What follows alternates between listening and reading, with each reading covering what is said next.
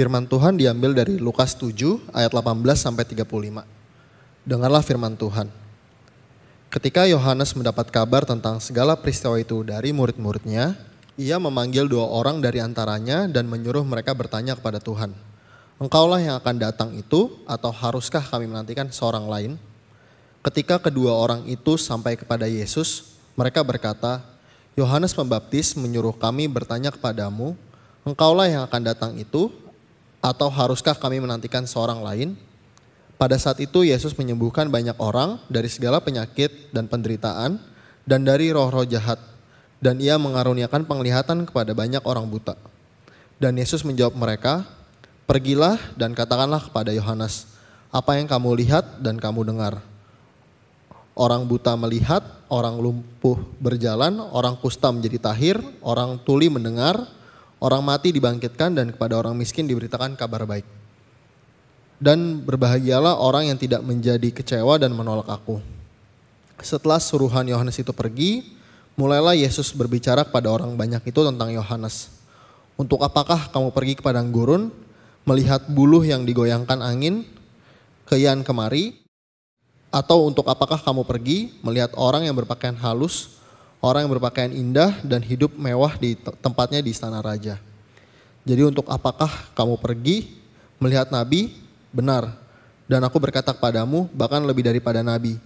Karena tentang dia ada tertulis, lihatlah aku menyuruh utusanku mendahului engkau, ia akan mempersiapkan jalanmu di hadapanmu. Aku berkata kepadamu, di antara mereka yang dilahirkan oleh perempuan, tidak ada seorang pun yang lebih besar daripada Yohanes. Namun yang terkecil dalam kerajaan Allah lebih besar daripadanya."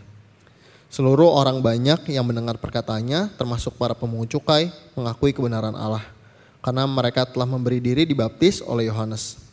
Tetapi orang-orang Farisi dan ahli-ahli Taurat menolak maksud Allah terhadap diri mereka, karena mereka tidak mau dibaptis oleh Yohanes. Kata Yesus, "Dengan apakah akan kuumpamakan orang-orang dari angkatan ini, dan dengan apakah mereka itu sama?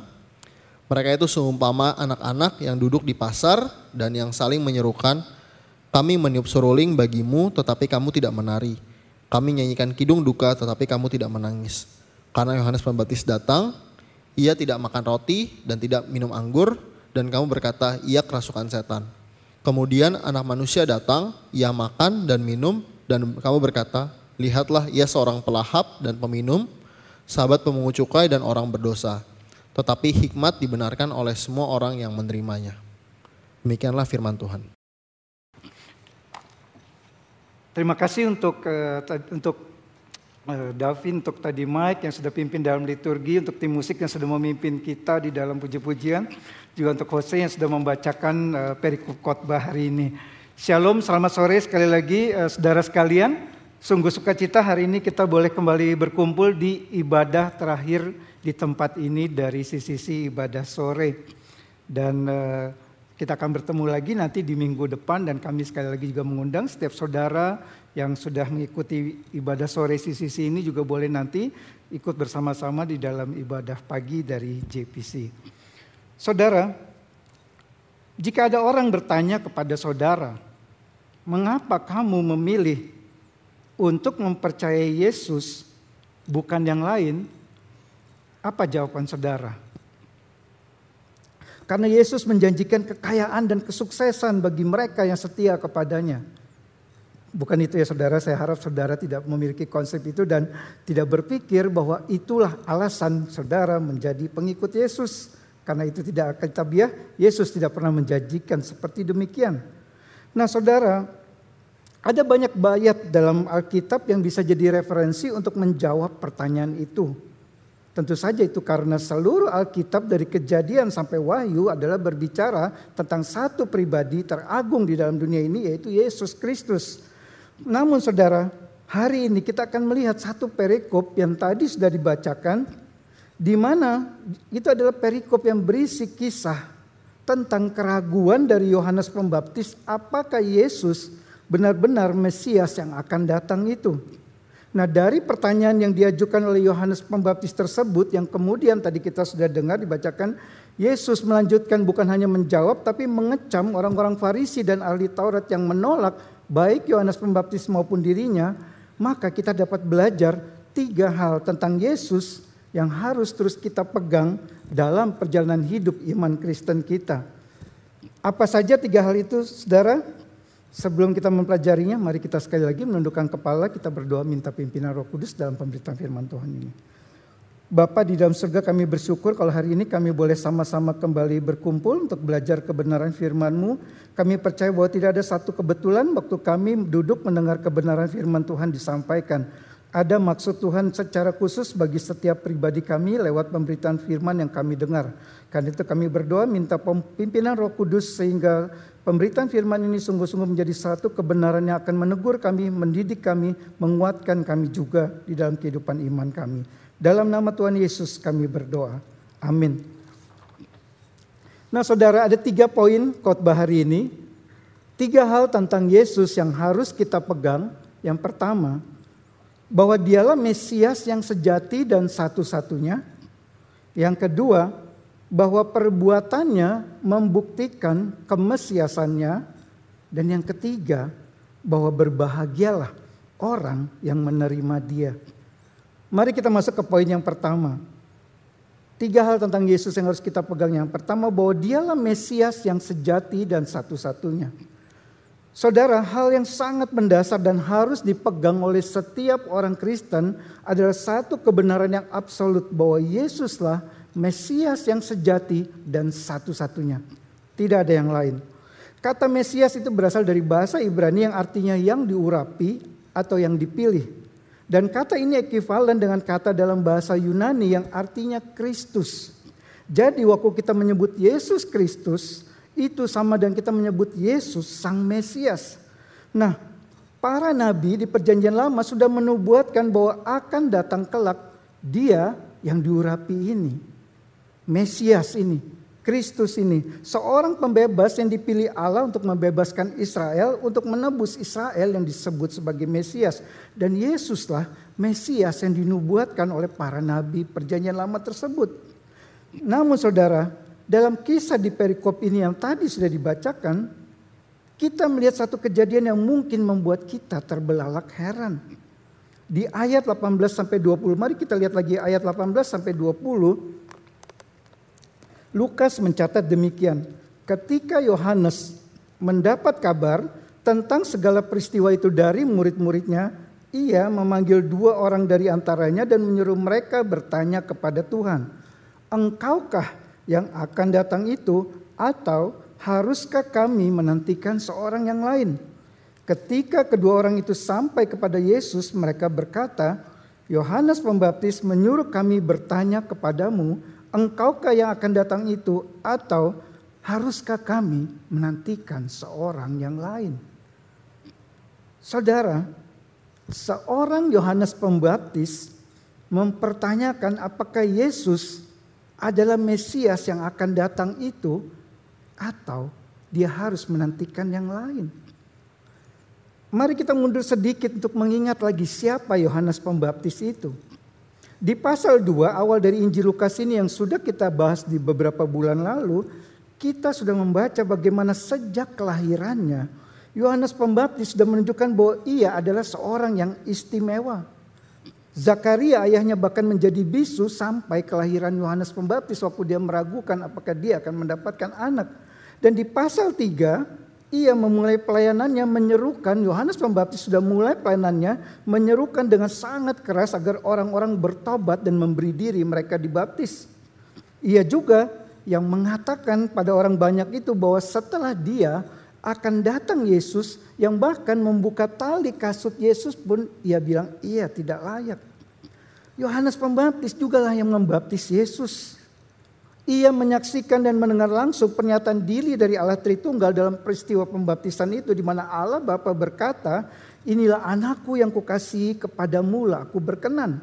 Dan Roh Kudus turun ke atas Yesus dalam rupa burung merpati. Pasal 3 ayat 21-22. Yohanes Pembaptis, seorang yang dipilih Allah untuk menjadi pembuka jalan bagi kedatangan Yesus, seorang yang mempersiapkan akan kedatangan Sang Mesias itu, seorang yang tahu persis siapa Yesus itu, yang sudah menyaksikan langsung pernyataan dari Allah tentang siapa Yesus pada waktu pembaptisannya, Sekarang saudara, Yohanes Pembaptis menyuruh murid-muridnya bertanya kepada Yesus, engkaukah yang akan datang itu?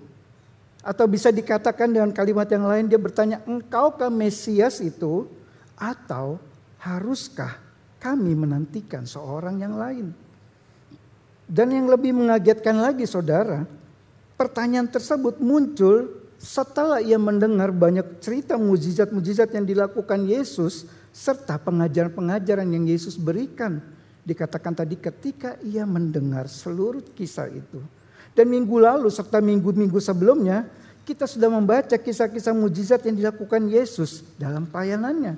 Terakhir di minggu lalu tentang kisah Yesus membangkitkan seorang anak muda yang sudah mati, yang membuat orang berseru, seorang nabi besar telah muncul di tengah-tengah kita. Mereka menyamakan Yesus dengan Nabi Elia.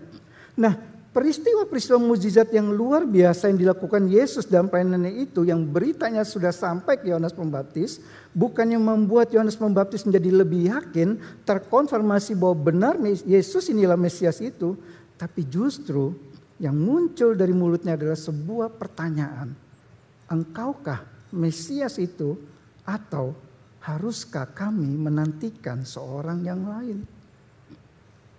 Saudara, kita tidak tahu dengan pasti apa penyebabnya sampai Yohanes Pembaptis bertanya seperti demikian. Lukas tidak mencatat apapun yang dapat menjadi petunjuk soal pertanyaan itu serta apa penyebabnya. Lukas hanya memberikan petunjuk bahwa pertanyaan itu sangat penting dan benar-benar itulah pertanyaan Yohanes Pembaptis, sehingga Lukas mengulangnya dengan persis sama di ayat 20 tadi. Nah, ada berbagai pandangan terkait hal ini. Mengapa Yohanes Pembaptis sampai bertanya seperti itu?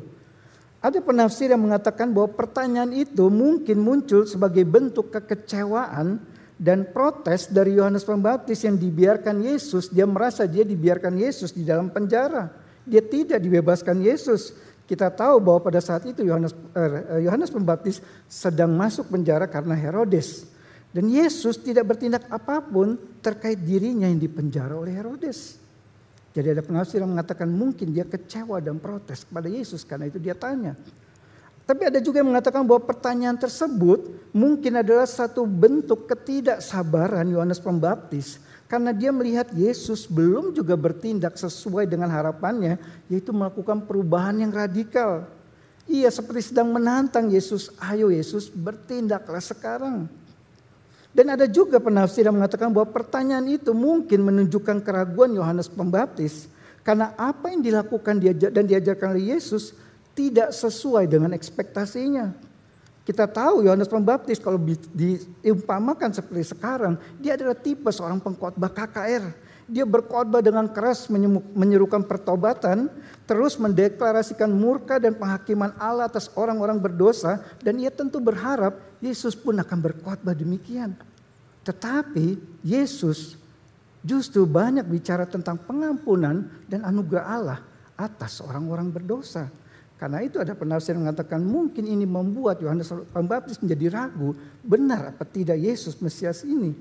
Nah saudara, karena Lukas tidak memberikan indikasi atau penunjuk apapun tentang hal ini, yang artinya Lukas mungkin tidak tertarik untuk membahas alasan mengapa Yohanes Pembaptis bertanya seperti demikian. Bahkan Lukas tidak mencatat respon dari Yohanes Pembaptis setelah para muridnya kembali kepadanya menyampaikan jawaban Yesus atas pertanyaan itu. Ini artinya Lukas hendak menunjukkan bahwa bukan respon Yohanes Pembaptis yang penting sebagai validasi dari kemesiasan Yesus. Dengan kata lain bisa dikatakan keraguan Yohanes Pembaptis itu tidak mengubah fakta bahwa Yesus adalah Mesias yang dijanjikan Allah. Keraguan Yohanes Pembaptis itu tidak mengurangi bobot kemesiasan Yesus. Begitupun sebaliknya keyakinan Yohanes Pembaptis tidak menambah bobot kemesiasan Yesus. Tidak membuat Yesus lebih dapat dipercaya sebagai Mesias karena ada keyakinan dalam diri Yohanes Pembaptis. Dan itulah yang Lukas mau sampaikan. Yesus adalah Mesias yang dari awal sudah di Lukas tekankan ditunjukkan sejak awal kelahirannya, pembaptisannya, sampai pengajaran dan perbuatan-perbuatannya. Nah karena itu saudara, yang dapat menjadi perenungan kita dari bagian ini bukan apa yang menyebabkan Yohanes Pembaptis bertanya demikian, karena Lukas tidak memberikan petunjuk apapun soal ini. Tapi saya mau mengajak kita memikirkan salah satu aspek dari pertanyaan Yohanes Pembaptis itu. Tentu Yohanes Pembaptis yakin sepenuhnya bahwa Mesias yang dijanjikan Allah itu pasti akan datang.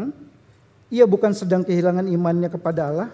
Yohanes Pembaptis juga sadar sepenuhnya bahwa dirinya dan bangsa Israel membutuhkan Mesias itu, pembebas itu, juru selamat itu, dan ia menanti-nantikannya. Namun masalahnya, entah kenapa sekarang ia ragu apakah Yesuslah Mesias itu, pembebas dan juru selamat itu. Apakah Yesus atau kami harus menantikan yang lain? Mari kita renungkan pertanyaan ini kepada hidup kita masing-masing, saudara. Pertanyaan yang sama yang seperti Yohanes Pembaptis tanyakan kepada Yesus, sekarang mari kita pertanyakan kepada masing-masing diri kita. Siapa atau apa yang menjadi juru selamat kita sesungguhnya? Apakah Yesus atau yang lain? Siapa yang saya maksud dengan yang lain ini, saudara? Bagi Yohanes Pembaptis, waktu dia menanya itu, yang maksud di lainnya itu adalah orang selain dari Yesus. Namun bagi kita orang-orang Kristen saat ini, yang lain di sini artinya yang saya maksudkan, yang saya pertanyakan, perlu kita pikirkan. Yang lain ini adalah segala hal yang ada di dalam dunia ini yang kita anggap, kita jadikan sebagai penyelamat hidup kita. Dan faktanya, saudara, dunia ini memang menawarkan berbagai pembebas-pembebas, juru selamat, semuanya dalam tanda kutip dan huruf kecil ya saudara, versi dunia yang benar-benar dapat menjadi pesaing yang sangat menarik, yang jika kita orang Kristen tidak hati-hati, itu dapat menjadi juru selamat kita, menggeser Yesus, juru selamat yang sejati itu dari hidup kita. Apa saja juru selamat yang ditawarkan dunia itu, saudara, yang menarik bagi kita, yang bahkan mungkin jangan-jangan kita jadikan sebagai juru selamat juga dalam hidup kita. Ada begitu banyak.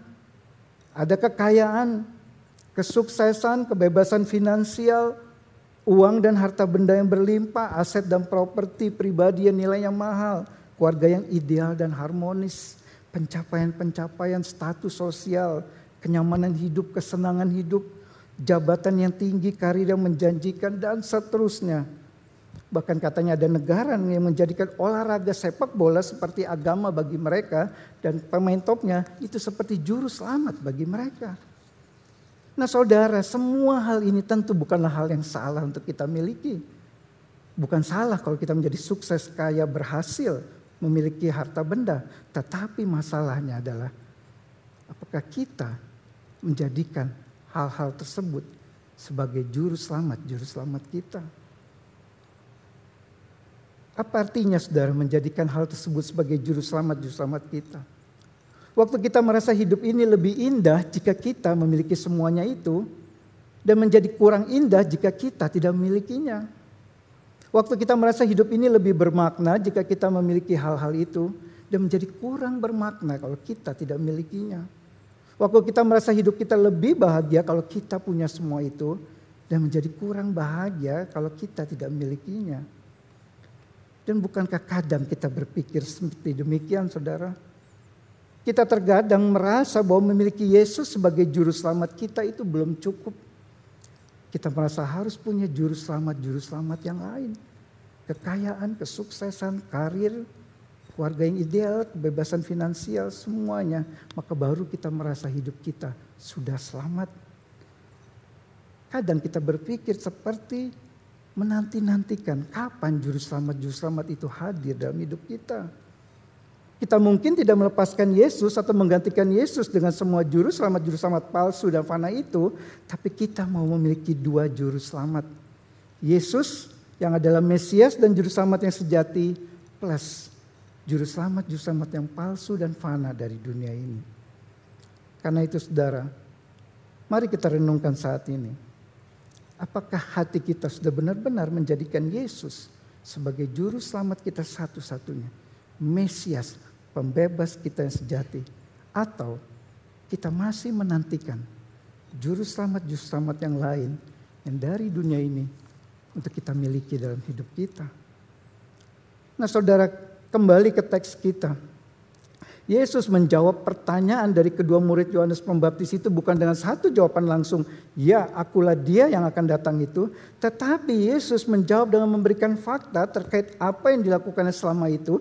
Dan dari jawaban Yesus kita dapat melihat bahwa memang Yesuslah Mesias itu. Apa yang dapat kita lihat dan pelajari dari jawaban Yesus? Kita masuk ke poin yang kedua.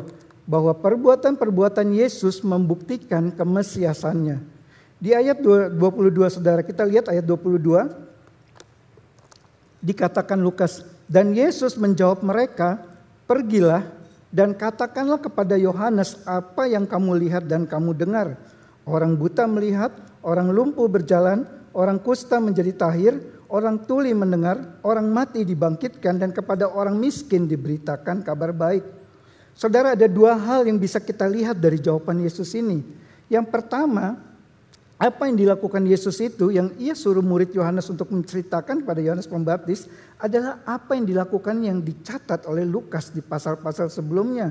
Kalau kita lihat di Lukas 4 ayat 38, Yesus menyembuhkan mertua Petrus yang sakit. Lalu Lukas 4 ayat 31, Yesus mengusir roh jahat. Lukas 5 ayat 12, Yesus menyembuhkan orang yang sakit kusta. Lukas 5 juga Yesus menyembuhkan orang yang lumpuh. Lalu di Lukas 7 minggu lalu Yesus membangkitkan seorang anak muda yang mati. Dan di pasal 6 Yesus membawa kabar baik bagi orang miskin dalam khotbahnya yang berisi ucapan bahagia. Di mana ia mengatakan berbahagialah kamu yang miskin karena kamulah yang punya kerajaan Allah. Semua yang dikatakan Yesus itulah yang dicatat Lukas di pasal-pasal sebelumnya. Itu yang pertama saudara. Dan yang kedua, apa yang dilakukan Yesus itu adalah apa yang dinubuatkan oleh Nabi Yesaya dalam perjanjian lama. Di mana Yesaya menubuatkan itulah yang akan dilakukan oleh Mesias nantinya. Di Yesaya 29 ayat 18 sampai 19 dan Yesaya 35 ayat 5 sampai 6 dikatakan Yesaya, pada waktu itu orang-orang tuli akan mendengar dan mata orang-orang buta akan melihat. Orang-orang lumpuh akan melompat dan mulut orang bisu akan bersorak-sorai. Artinya saudara, karena Yesus melakukan semua yang dinubuatkan oleh Yesaya tersebut, maka jelas terbukti bahwa Yesuslah Mesias, Sang Penyelamat dan Pembebas yang dijanjikan Allah itu, yang akan melepaskan umatnya dari penindasan dan menyelamatkan mereka. Nah di sini saudara, melalui jawabannya Yesus hendak menunjukkan kepada Yohanes Pembaptis bahwa yang harus menjadi alasan bagi Yohanes Pembaptis untuk mempercayai bahwa Yesuslah Mesias itu bukanlah konsep dan ekspektasi yang dimiliki Yohanes Pembaptis tentang seperti apa seharusnya seorang Mesias itu, tetapi pada perbuatan-perbuatan yang dilakukan Yesus serta apa yang dikatakan kitab suci tentang Yesus yang keduanya saling terkait satu dengan yang lain. Artinya saudara, Yohanes Pembaptis harus menghilangkan seluruh konsep dan ekspektasinya tentang Mesias yang dia sudah miliki dari awal, yang mungkin tidak sesuai dengan apa yang ia lihat dan dengar, diajarkan dan dilakukan oleh Yesus. Nah saudara, kebenaran ini juga bisa membawa kita pada perenungan kepada diri kita masing-masing. Sudahkah kita semua memiliki konsep dan ekspektasi yang benar dalam mengikuti Yesus? Apa yang menjadi ekspektasi atau harapan saudara waktu saudara mengikuti Yesus, melayani Yesus seperti Yohanes Pembaptis melayani Yesus? Apakah di dalam hati kecil saudara ada semacam perasaan karena saudara sudah melayani Tuhan, maka saudara sedang memiutangi Tuhan, saudara sudah berbuat banyak bagi pekerjaan Tuhan, melayani Tuhan dengan maksimal, berbagian dalam pekerjaan Tuhan di gereja, maka saudara merasa sudah berjasa bagi Tuhan dan berhak mengklaim Tuhan untuk memberkati saudara. Apakah waktu saudara, kita semua sedang melayani Tuhan, dalam hati kita merasa Tuhan wajib mengabulkan semua doa dan permohonan kita karena kita sudah berjasa bagi Dia. Merasa Tuhan wajib memberikan satu kehidupan ideal yang bebas masalah kepada kita sebagai balasan atas kebaikan hati kita bagi pekerjaan Tuhan. Apakah itu yang kita miliki dalam konsep dan ekspektasi kita waktu kita mengikuti Yesus? Jika itu saudara yang kita miliki, Artinya kita telah menjadikan diri kita sebagai titik pusat dari iman kita. Yesus harus ikut konsep kita. Yesus harus ikut ekspektasi kita. Dan seperti Yesus menyatakan kepada Yohanes Pembaptis untuk kembali kepada melihat apa yang dilakukan Yesus dan apa yang dikatakan kitab suci tentang dia, maka ini juga panggilan kepada kita semua untuk menanggalkan setiap konsep dan ekspektasi kita yang salah dalam mengikuti Yesus. Nah saudara, itulah fakta tentang kemesiasan Yesus. Tidak terbantahkan karena segala sesuatu tentang dia sudah tertulis dalam kitab suci dan digenapinya tanpa satu pun yang tidak tergenapi. Namun walaupun demikian masih banyak orang yang tetap menolak Yesus. Mengapa mereka menolak dia? Kita masuk ke poin yang ketiga yang terakhir. Bahwa berbahagialah mereka yang menerima dia, yang menerima Yesus. Nah saudara, setelah Yesus memberikan pujian tentang Yohanes Pembaptis di depan orang banyak itu di ayat 24-28, Yesus kemudian mulai mengecam orang-orang Farisi dan ahli Taurat yang menolak Yohanes Pembaptis, juga menolak dirinya di ayat 29-34. Nah kita lihat di sini Yesus membagi dua kelompok orang dengan dua respons yang berbeda terhadap kebenaran Allah. Kelompok yang pertama, para pemungut cukai. Dikatakan mereka mendengar pengajaran Yohanes Pembaptis, mereka mendengar pengajaran Yesus dan mereka menerimanya. Mereka menerima kebenaran Allah itu, mereka menerima Yohanes Pembaptis dan menerima Yesus. Nah kelompok yang kedua adalah para Farisi dan ahli Taurat. Dikatakan mereka mendengar pengajaran Yohanes Pembaptis, mereka mendengar pengajaran Yesus, tetapi mereka menolaknya. Mereka menolak kebenaran Allah itu dan mereka menolak Yohanes Pembaptis maupun Yesus. Dan Yesus mengecam sikap mereka itu dengan menggunakan analogi permainan yang populer dilakukan pada saat itu. Dikatakan Yesus di ayat 31 dan 32, dengan apakah akan kuumpamakan orang-orang dari angkatan ini dan dengan apakah mereka itu sama? Mereka itu seumpama anak-anak yang duduk di pasar dan yang saling menyerukan, kami meniup seruling bagimu tetapi kamu tidak menari, kami menyanyikan kidung duka tetapi kamu tidak menangis. Apa yang dimaksud Yesus dengan perumpamaan ini saudara? Ini terkait dengan apa yang dikatakan Yesus selanjutnya di ayat 33 dan 34. Jadi kita lihat ada dua kelompok anak-anak di situ yang diumpamakan oleh Yesus. Kelompok yang pertama adalah yang bergembira, yang dikatakan mereka meniup seruling. Dan ini merujuk kepada Yesus yang dikatakan di ayat 34, makan, minum, dan berpesta. Dan di situ tetapi orang Farisi ahli Taurat menolak untuk menari mengikuti seruling yang ditiup. Mereka menolak ajakan untuk bergembira seperti yang Yesus sedang lakukan. Nah kelompok kedua yang di dalam permainan itu adalah mereka yang berduka, yang menyanyikan kidung duka. Seperti sedang dalam pemakaman. Dan ini merujuk pada Yohanes Pembaptis di ayat 33 yang cara hidupnya serta pengajarannya sepertinya selalu muram tanpa sukacita seperti dalam kedukaan. Dan sekali lagi orang Farisi dan ahli Taurat pun menolak untuk menangis mengikuti kidung duka yang dinyanyikan oleh Yohanes Pembaptis. Jadi saudara, entah itu kidung duka atau itu seruling sukacita, tetap orang-orang Farisi dan ahli Taurat itu menolak untuk mengikuti permainan baik Yohanes Pembaptis maupun Yesus. Mereka menolak Yohanes Pembaptis dengan alasan Yohanes Pembaptis adalah seorang yang aneh, yang terlalu asketik, berpakaian aneh, makan makanan yang aneh, seperti orang yang kerasukan setan di ayat 32 dikatakan gitu, yang selalu bicara tentang penghakiman Allah. Mereka tidak mau mengikuti cara seperti Yohanes Pembaptis. Tapi mereka juga menolak Yesus dengan alasan reputasi Yesus terkenal sebagai orang yang suka berpesta dan bergaul dengan orang-orang berdosa seperti para pemungut cukai. Mereka tidak mau mengikuti cara seperti Yesus. Intinya saudara, dari perumpamaan ini, Farisi dan ahli Taurat itu mereka hanya mau bermain dengan aturan mereka sendiri. Mereka tidak mau mengikuti aturan yang dibuat baik Yohanes Pembaptis maupun dibuat Yesus. Mereka komplain gaya hidup Yohanes Pembaptis, mereka juga komplain gaya hidup Yesus. Apapun gaya hidupnya mereka selalu komplain dan menolak untuk menerimanya. Namun Yesus tahu alasan yang sebenarnya dari komplain mereka, mengapa mereka menolak Yohanes Pembaptis dan menolak dirinya. Mereka bukan menolak karena cara hidup Yesus atau cara hidup Yohanes Pembaptis. Yang mereka tolak adalah isi dari pengajaran yang disampaikan Yohanes Pembaptis dan yang disampaikan oleh Yesus. Orang Farisi ahli Taurat menolak pengajaran Yohanes Pembaptis karena Yohanes Pembaptis menyerukan dengan sangat keras agar setiap orang bertobat dari dosa mereka dan dibaptis sebagai tanda pertobatan. Jelas bagi orang Farisi dan ahli Taurat, mereka tidak bisa terima seruan pertobatan itu. Mereka merasa tidak ada yang salah dalam diri mereka.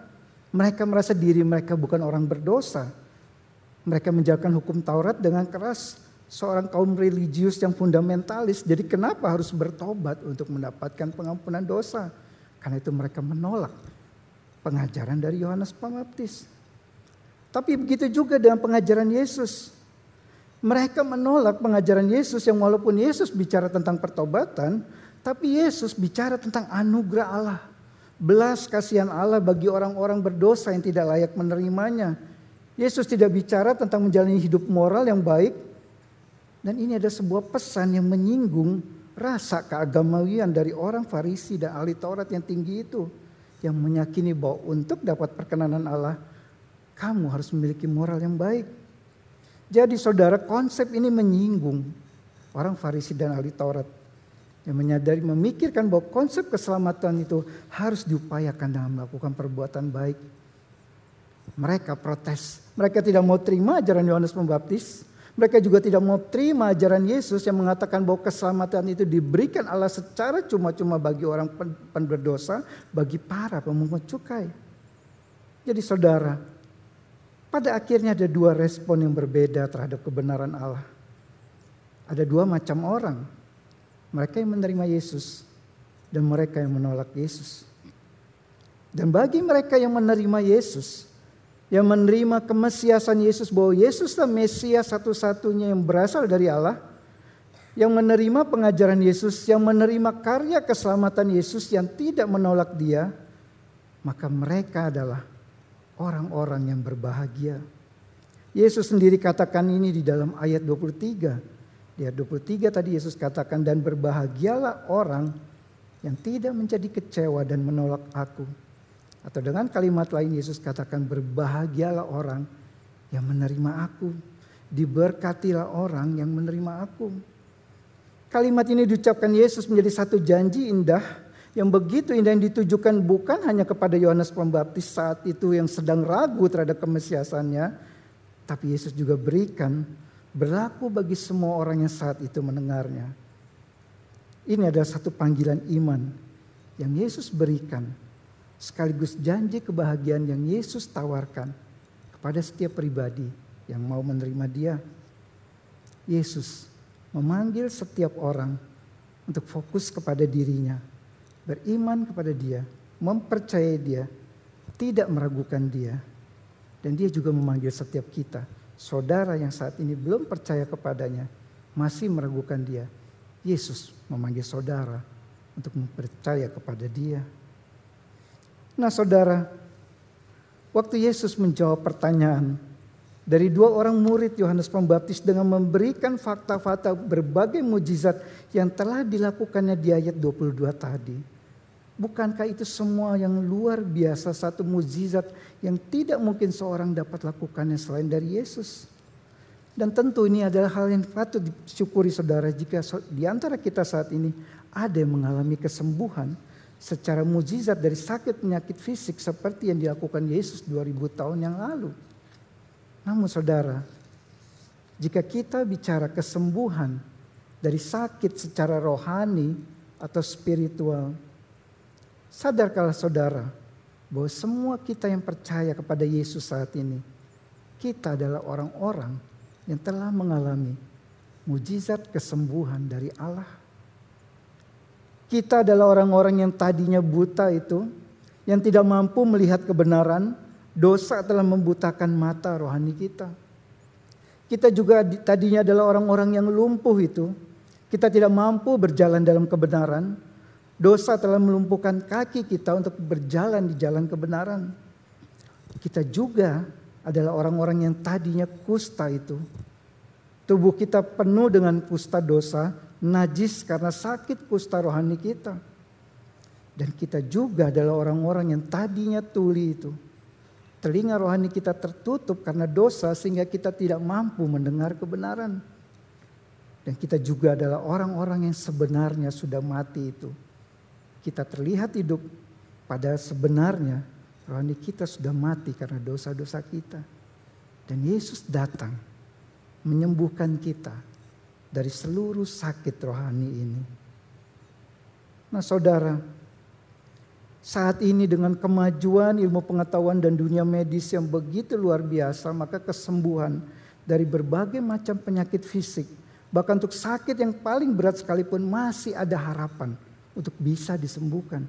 Tetapi untuk kesembuhan dari sakit secara rohani, hanya Yesuslah satu-satunya harapan kita.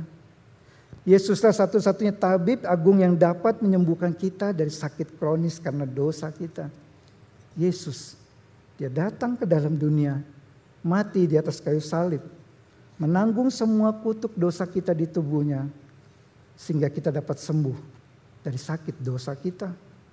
Yesus menyembuhkan kita dari kebutaan rohani kita, kelumpuhan rohani kita, ketulian rohani kita. Dan kapan ini terjadi? Waktu kita menerima Dia, Sang Mesias itu, Sang Pembebas itu, Sang Juru Selamat itu. Jadi saudara, jika ada orang yang bertanya kepada saudara, mengapa kamu memilih untuk percaya kepada Yesus, bukan yang lain? Maka saudara dapat menjawabnya, karena Yesuslah satu-satunya Mesias yang dapat menyelamatkan manusia dari hukuman Allah atas dosa manusia. Dan seluruh perbuatan Yesus itu menggenapi apa yang dinubuatkan dalam firman Allah tentang Dia, yang membuktikan bahwa memang Yesuslah Mesias itu. Dan alasan ketiga, kenapa saya memilih Yesus? Karena janjinya bahwa mereka yang percaya kepadanya adalah orang-orang yang berbahagia.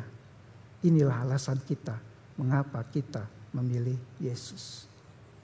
Amin. Mari kita berdoa. Bapa di dalam surga, kami bersyukur kalau hari ini kami kembali diingatkan bahwa kami memiliki Yesus satu-satunya Mesias yang sejati, Sang Penyelamat yang sejati. Tidak ada satupun yang dalam dunia ini yang dapat menyelamatkan kami dari murka Allah, dari hukuman Allah atas dosa kami, selain daripada Yesus sendiri, dan Yesus menanggungnya di atas kayu salib ganti kami. Kiranya kebenaran firman-Mu ini, kebenaran Injil yang begitu indah ini, itu terus Roh Kudus-Mu ingatkan di dalam diri kami, sehingga kami tetap akan menjadi orang-orang yang memilih Yesus, bukan memilih yang lain di dalam hidup ini. Hanya di dalam nama Tuhan Yesus kami berdoa dan kami bersyukur. Amin.